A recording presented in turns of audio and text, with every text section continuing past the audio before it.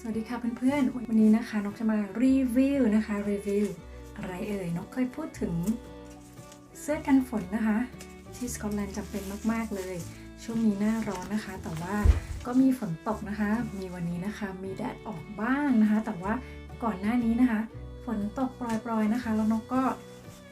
ทำเสื้อกันฝนลูกหายด้วยนะคะเป็นเสื้อกันฝนที่ดีมากๆเลยแล้วก็ใช้มา3 ปีกว่าแล้วนะคะถ้าไม่ทำหายก็ยังใช้อยู่ต่อไปนะคะสีเนี่ยตอนซื้อมาสดมากนะคะแต่ตอนที่ทำหายนี่มันก็ซีดไปบ้างแล้วแต่มันก็ยังสดอยู่นะคะแล้ววันนี้นกก็เลยสั่งซื้อของใหม่ได้สั่งออนไลน์นะคะจาก Amazon นะคะแล้วก็ได้ของมาก็เลยอยากจะมารีวิวให้เพื่อนๆดูนะคะในการเลือกซื้อเสื้อกันฝนของพวกเรานะคะคือตัวนั้นที่นกซื้อมานะคะนกชอบมากนะคะแล้วมันก็ดีมากด้วยก็เลยซื้อยี่ห้อเดิมนะคะก็คือยี่ห้อนี้นะคะ Trace Plus ลืมโชว์แพ็กเกจนะคะนะคะใส่ถุงมาแบบนี้นะคะเสื้อเขาก็จะเล็กมากนะคะสามารถที่จะพับใส่ถุงให้เหลือแค่นี้ได้นะคะแต่อันนี้เป็นของลูกนะคะเป็นของเด็กนี่นะคะ Kiss แล้วก็ Trace Plus นะคะเดี๋ยวจะให้ดูเลย waterproof นะคะ 5,000 มิลลิเมตรนะคะถ้าเห็นว่า breathable ก็หมายความว่าได้สามารถระบายอากาศได้ดีนะคะบอกอายุสำหรับเด็กอายุ 7-8 ขวบนะคะความสูงเท่าไหร่ด้วยนะคะทีนี้ไปดูตัวเสื้อกันเลยค่ะอันนี้สีเหลืองคราวที่แล้วสีเขียวนะคะอันนี้สีเหลืองนี่ให้ดูก่อนอันนี้เป็นข้างในนะคะวูดก็ระบายอากาศได้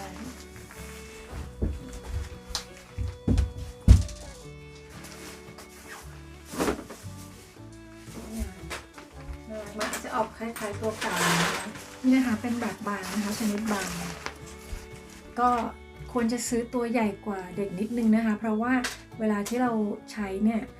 เราจะมีเสื้อหลายชั้นอยู่ข้างในอยู่แล้วใช่ไหมคะแล้วถ้าเกิดสมมุติว่าอากาศหนาวนะคะ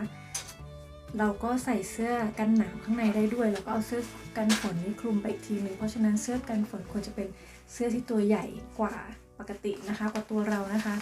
ไม่ควรจะพอดีตัวเพราะเราจะมีเสื้อข้างในหลายชั้นนะคะไว้สำหรับหน้าหนาวด้วยนะคะแต่ว่าถ้าเพื่อนๆอยากจะมาเที่ยวแค่ช่วงหน้าร้อนก็แล้วแต่นะคะไม่ต้องใหญ่มากเกินก็ได้นะคะเพื่อความสวยงามแต่ว่าก็แนะนำว่าให้ใหญ่กว่าตัวเองนะคะข้างในก็จะเป็นบางๆนะคะแค่กันฝนแล้วมันก็กันเปียกได้ดีมากเลยนะคะอย่างที่บอกนะคะไฟเตาสั้น 5,000 มิลลิเมตรหรือ 5,000 ชัมเบอร์นี่ก็เยอะมากแล้วนะคะสามารถกันฝนได้ดีนะคะอันนี้ Made in China นะคะเป็นเรื่องปกตินะคะทุกคนจะคิดว่าMade in China นี่ใช่ของแท้หรือเปล่านะคะคือจริงๆแล้วผลิตภัณฑ์ที่ UK นะคะส่วนมากก็จะให้ทางเอเชียเป็นผู้ผลิตนะมีกระเป๋าข้างในด้วยมีกระเป๋าข้างในนะคะแล้วก็ข้างหลังก็จะมีระบายลมนะคะระบายอากาศแล้วมีซิปกระเป๋าข้างจะให้เด็กชายลองใส่นะคะ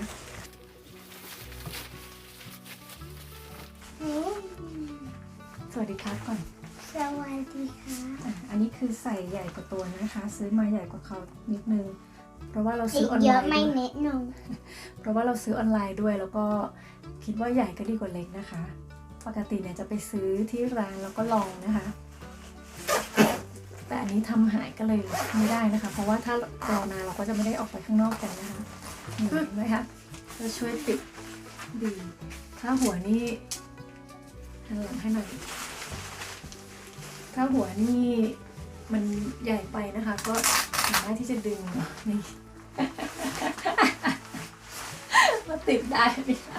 อันนี้ดึงเยอะไปแต่มันมีคิดว่าพอดีอยู่แล้วนะพอดี